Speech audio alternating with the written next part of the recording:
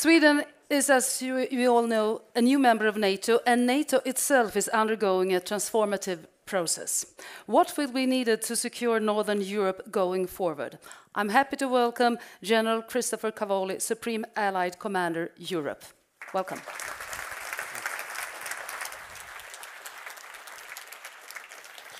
Thank you very much, Your Majesty, ladies and gentlemen, excellencies.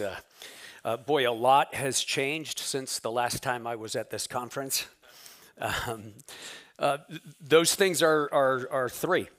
The security situation has continued to evolve in Europe, and it could be said it's gotten more dangerous, and it's gotten more difficult. But the second thing that's changed is the alliance. The alliance is evolving quickly to deal with this situation. It's evolving quickly to orient on a new set of threats that we had thought were in our past. They're not. We understand that. And the 32 nations of this alliance are moving as quickly as possible to meet the challenges of the future, which start with the challenges of today. But the third thing that changed is in this room.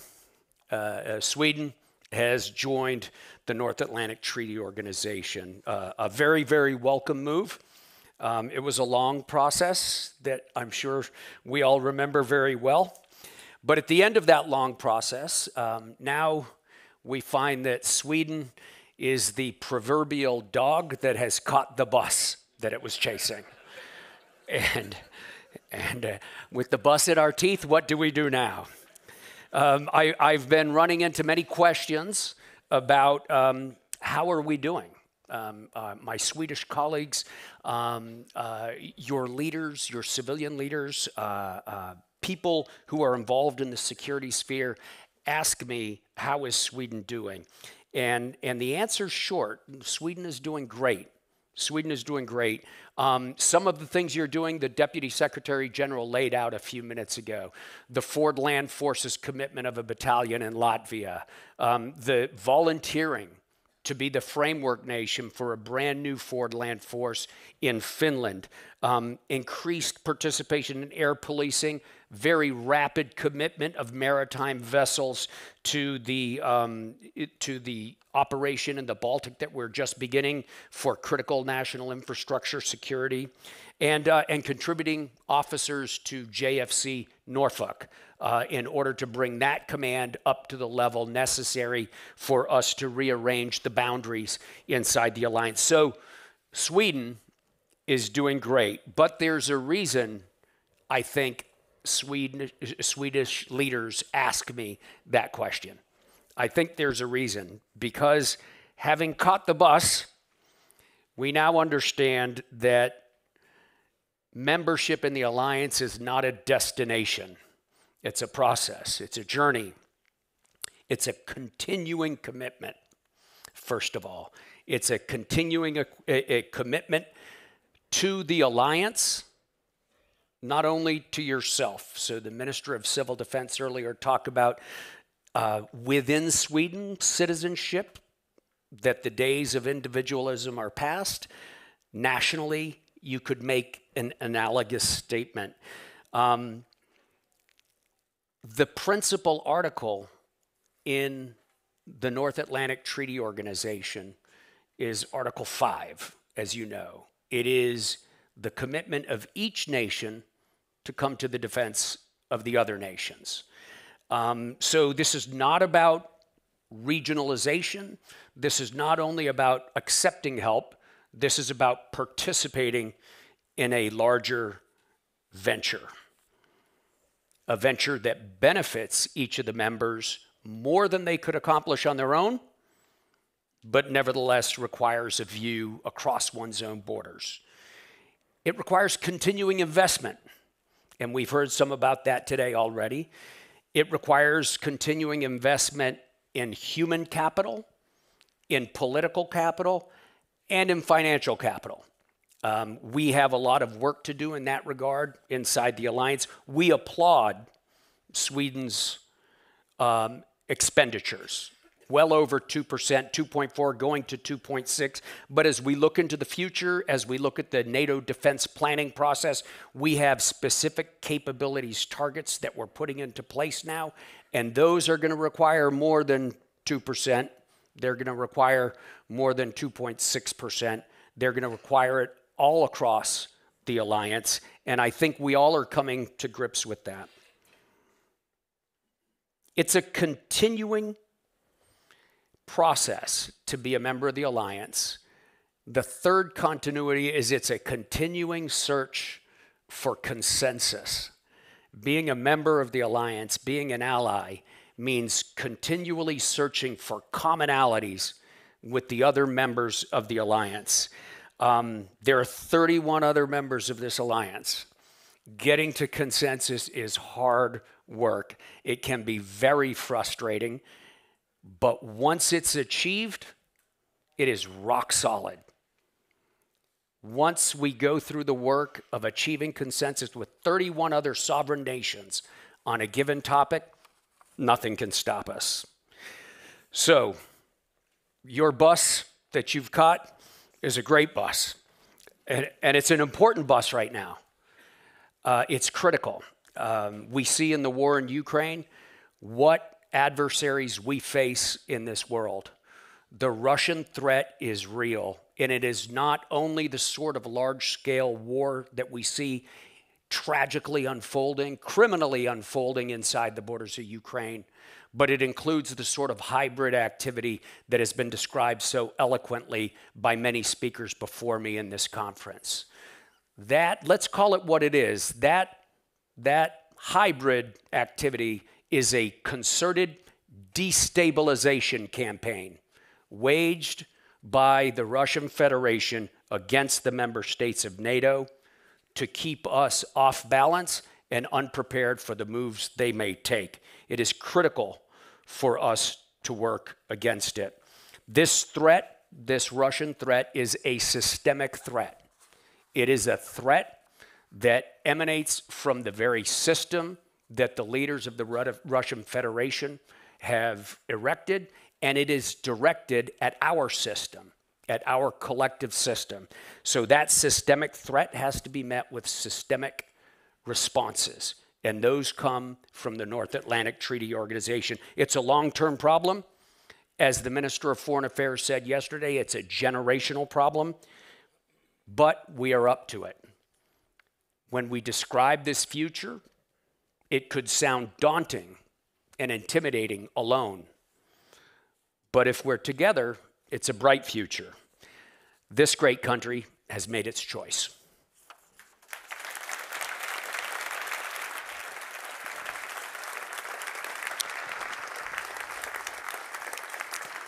Thank you so much. We'll discuss these matters shortly. Men först ska vi lämna plats och scenen till Carl-Johan Edström, chef försvarsstaben. Varsågod.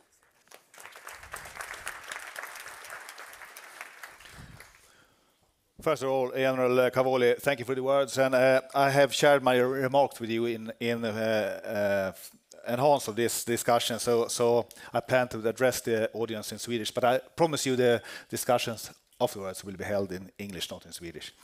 I'll check. Ers Majestät, statsministern inte här, statsråd, ÖB och gäster. Vi samlas här idag i en tid som präglas av, vad jag vill säga, både hopp och allvar. Hopp för att vi är nu medlemmar i den mest framgångsrika alliansen, försvarsalliansen i historien. Allvar för att det sker i en tid då vi med statsministerns ord inte är i krig, men inte heller i fred. Europas säkerhet står under direkt hot. Och som nya allierade i NATO är vi inte bara medvetna om våra skyldigheter, vi är redo att axla dem. Vi står fast vid de värden som definierar alliansen: frihet, säkerhet och solidaritet.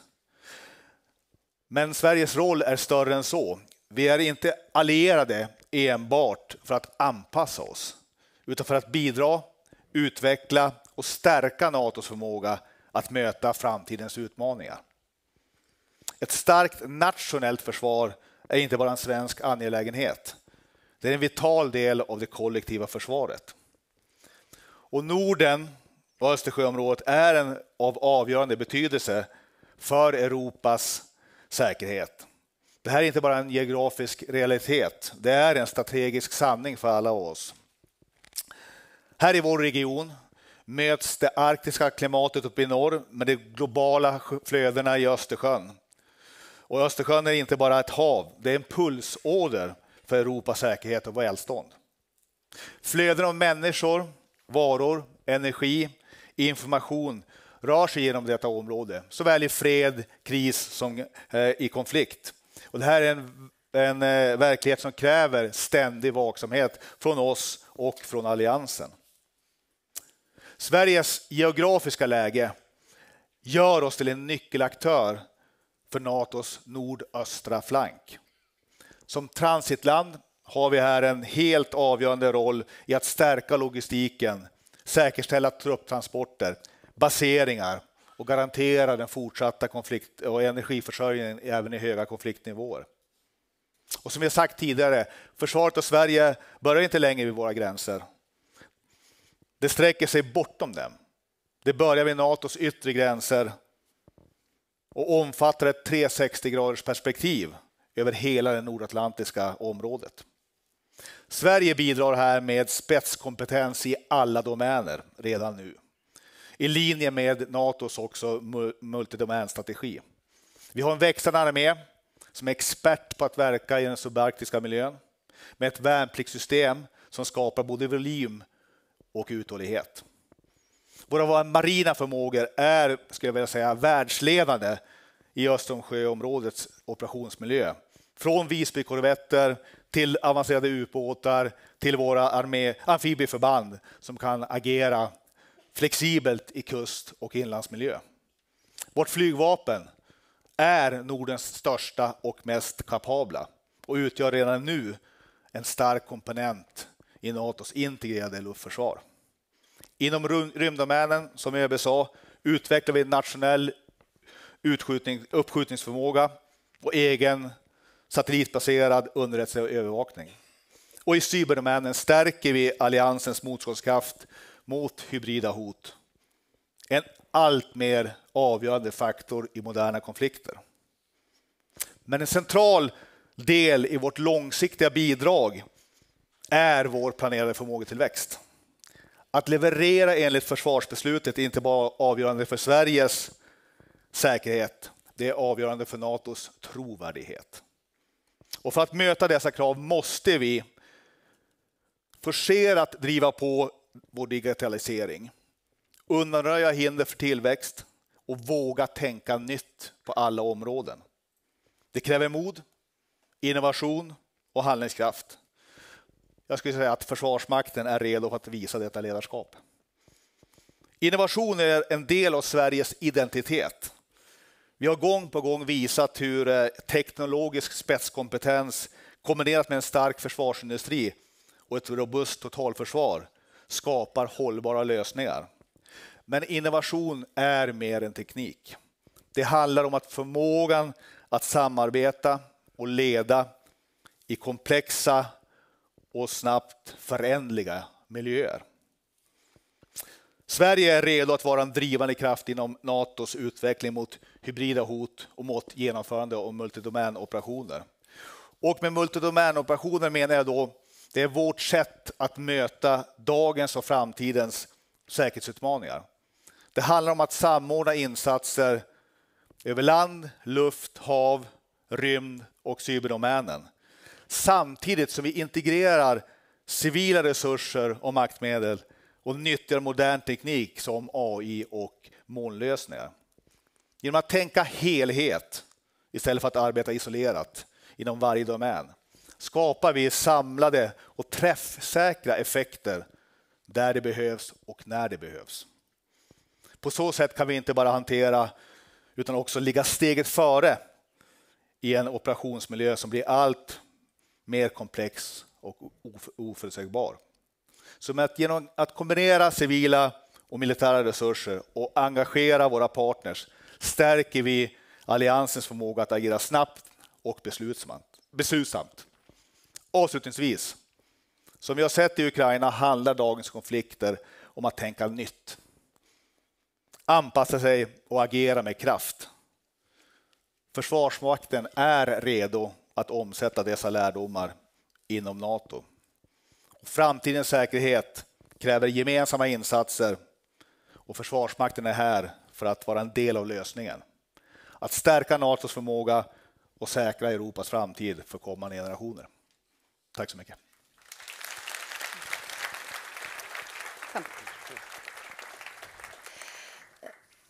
Thank you. General Cavoli, you described the situation today as more dangerous. During these 10 months that Sweden's been a NATO member, what would you say has been the most tangible changes in our surrounding world? Well, there are several. I think the biggest one is our recognition that the Russians' threat and intention has evolved into a long-term prospect for us. This is no longer strictly about Ukraine. This is about European security order and perhaps global security order. And therefore, this is a struggle and a confrontation that will endure for years beyond the conclusion of the Ukraine conflict, however it may conclude. And we certainly hope for the best for our brothers in Ukraine. I think that's the principal change. That is the most important change when we think about what we need to do. What we need to do is embark, as the Deputy Secretary General said, as the Secretary General says, on a long-term rearmament and preparation of our societies to be able to handle that sort of challenge, which is not the sort of challenge we had been focused on for the last 30 years. I think every speaker before me at this conference has made that point, and I am certainly happy to hear that recognition so unanimous here. You also mentioned the ongoing NATO operations to secure undersea infrastructure. Is it likely to think that NATO priorities will go even more towards these areas going forward? About a year and a half ago, the North Atlantic Council directed me as SACEUR to develop a system for sharing information about critical national infrastructure. We do that under NATO Maritime Command, commanded by Vice Admiral Mike Utley right now. That has been very successful. We've been able very quickly to share information, to coordinate activities, etc. Specifically, defending infrastructure is a challenging endeavor because there are a variety of jurisdictions that cover it. Some of it's commercial, some of it's national, some of it's a police matter or Minister of Justice matter, some of it's in international waters. So it's hard to make blanket statements about a blanket approach to it that we'll take, but suffice it to say that NATO takes very seriously, and Allied Command Operations takes very seriously the value of that national infrastructure and our responsibility to contribute to its defense. Lieutenant General Edström, what do you say about this and the challenges that this poses? Well, as General said, it's challenges that we of course need to address nationally, but can only do it as an ally together with partners. What we can contribute here is that from a national standpoint, we are in place over time when it comes to the Baltic Sea, with our naval resources and the Air Force resources. And being there over time, that's real deterrence. Then we can also be a part of operations if needed, together with NATO, for enhancing the effects needed to actually defend this critical infrastructure under times that we are in just now. But I would like to stress that the mix of being there nationally over time, together with NATO when it needs, and also all the time striving for the same effects also. The fact is, much of the time, the authority to act resides with the nation's sovereignty. And therefore, NATO's job is to leverage all of the various collective capabilities we have for domain awareness, for information sharing, etc. Hand that to the nation acts. And I think this is the pattern that you see over the last weeks. Yes. For Sweden, of course, our focus has been set on NATO integration. During this period, what kind of challenges have you met or recognized? First of all, I think during these 2 years, we have learned a lot. I don't think anyone say that with what we thought was NATO being an ally is what we actually think now. So we learned a lot during this process. But the NATO integration process itself has been very controlled and very supported from NATO. It has been in 10 different areas that we have set up plans, and we have green lights from NATO on all of these 10 different plans to continue to integrate into NATO. But what's in place is interoperability on the tactical level. That's in place. And also well-trained units that can be used directly in operation activities under NATO's command. What we need to continue to work with is several areas, but I would like to bring up two. One is connectivity. It is, of course, a response for NATO, but very much also a national response to be able to build connectivity, to share pictures and informations needed. So is it about information systems that has to align, or how should we understand? Yeah, it is. It's about transmission, applications, and information systems. So it's everything, I would say.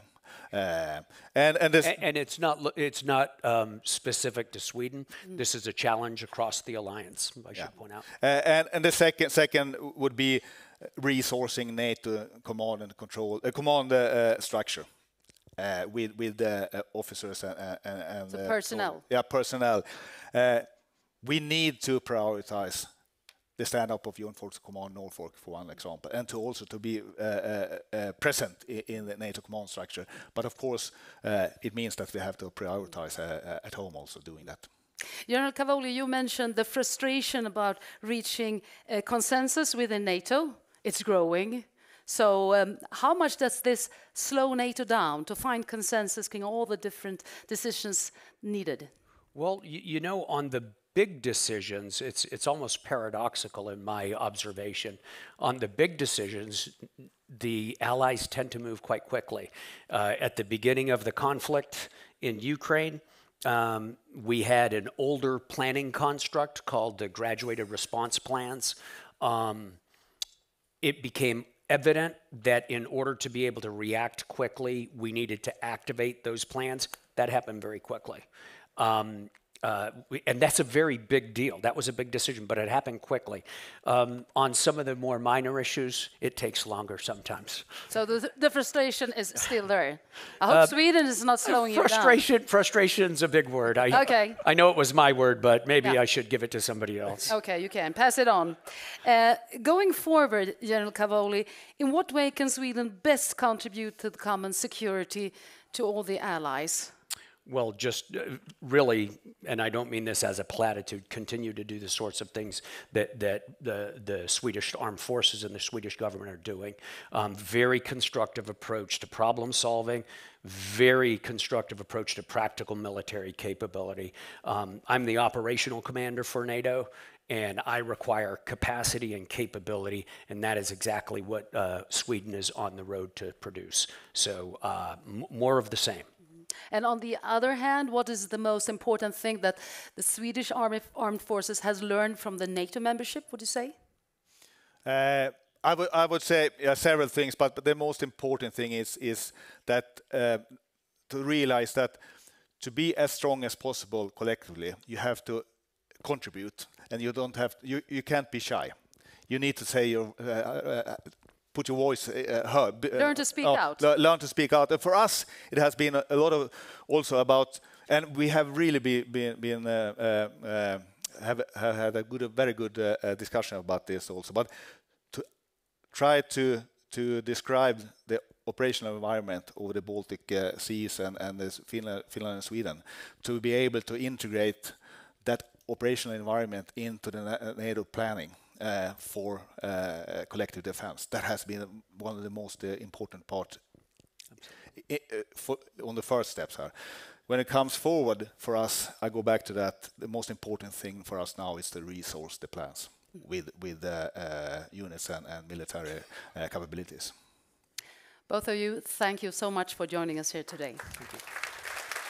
Thanks.